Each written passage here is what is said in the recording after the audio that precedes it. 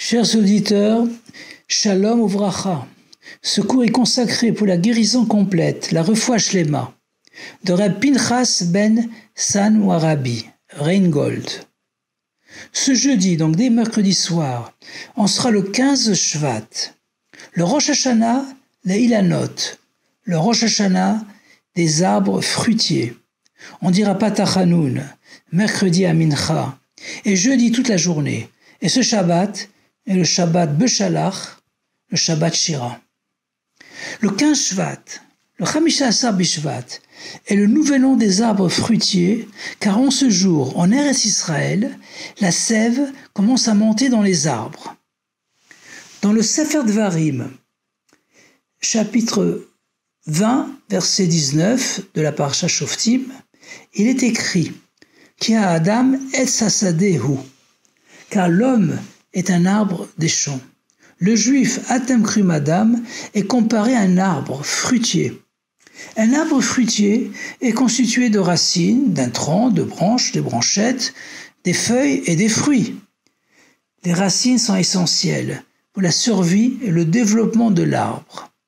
Elles sont profondément enfouies dans la terre, souvent invisibles, mais parfois elles surgissent du sol, près de l'arbre, pour nous rappeler qu'elles existent. Les racines correspondent à notre neshama, notre âme, qui alimente notre émouna, notre foi en Hachem, jusqu'à faire preuve de mesirut nefesh, de don de soi si c'est nécessaire. Le tronc, qui est très solide et qui n'est pas affecté par les changements de saison, représente notre intellect, l'étude de la Torah. Les branches représentent nos sentiments, les branchettes nos pensées, les feuilles nos paroles, l'essentiel étant les fruits beaux et mûrs, ainsi que les graines qu'ils contiennent, c'est-à-dire notre vie de mitzvot ou maasim tovim, ainsi que nos bonnes actions qui, semées autour de nous, vont inspirer notre entourage, la famille, les enfants, les amis, à devenir aussi des arbres fruitiers, et ainsi de suite jusqu'à l'infini. Le jour de Chamisha Asar Bishvat, on a la coutume, le minag, de consommer des fruits, et en particulier ceux par lesquels on loue la terre d'Israël. Comme il est écrit dans le Sefer Dvarim, chapitre 8, verset 8 de la Parasha Ekev, Eretz chita usora vegefen uteena verimon, Eretz zeit shemen udvash. Une terre de blé et d'orge, et de vignes et de figues et de grenades, une terre d'huile, d'olive et de miel de dattes. Ils correspondent aux 7 sphirotes, Chesed, Gvura, Tiferet, Netzah, Hod, Yesod ou Malchut. L'ordre de consommation est toutefois différent en raison de la proximité au mot Eretz. D'abord, le blé, suivi de l'orge, puis successivement l'olive, la datte, le raisin, la figue et la grenade. Dans la Sikha de Chamisha Asar Bishvat Tafshin Mem Aleph en 1981, le Rabbi demande pourquoi le jour où la sève ne fait que commencer à monter dans les arbres fruitiers, on consomme déjà des beaux fruits, alors qu'il faut plusieurs mois, voire 70 ans pour certains dattiers, plusieurs mois de travail et de soins intensifs, en espérant que les pluies seront au rendez-vous et en protégeant les fruits des oiseaux et des animaux avant d'obtenir des fruits mûrs. Le Rabbi explique que bien qu'en ce jour du 15 Shvat, on ne reçoit que les forces potentielles pour réussir à se développer, il est important de consommer avec bracha, avec bénédiction, les fruits de l'ancienne récolte, assurant ainsi la bracha de la nouvelle récolte. Ceci nous encourage à utiliser de façon optimale nos forces potentielles.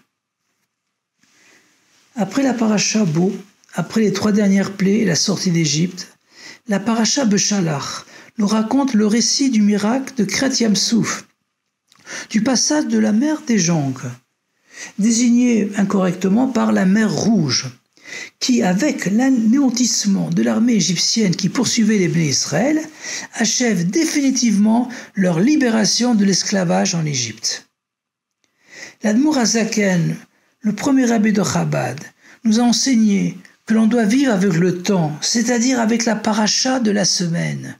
Donc cette semaine, on vit la Géoula, la libération d'Égypte. On doit donc, comme l'a fait Myriam et les autres femmes, en prenant leurs tambourins, anticiper la Géoula immédiate et définitive.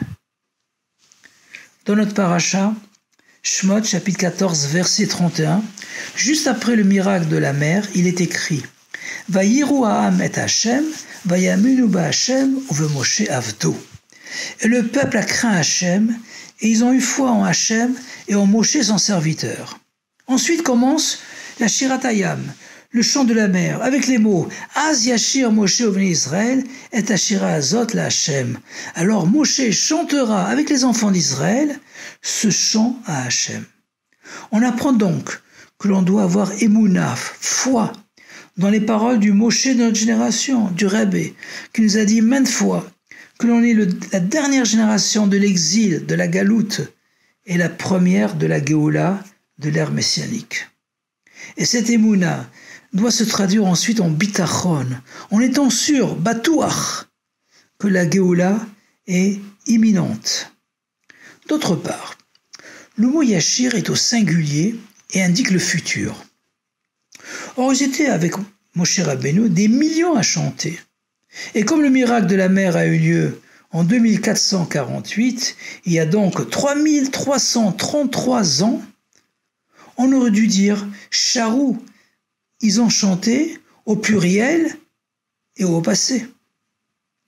L'utilisation du futur vient nous apprendre que Moshe et tous les bénis Israël vont ressusciter et rechanteront ce chant après le dévoilement du Mashiach.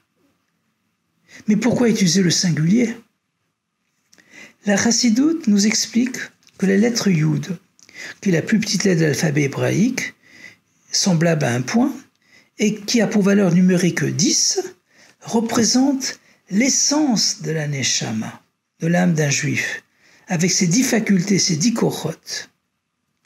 Lors du miracle de la mer, s'est dévoilée cette essence, qui les a tous inspirés à chanter simultanément la même shira.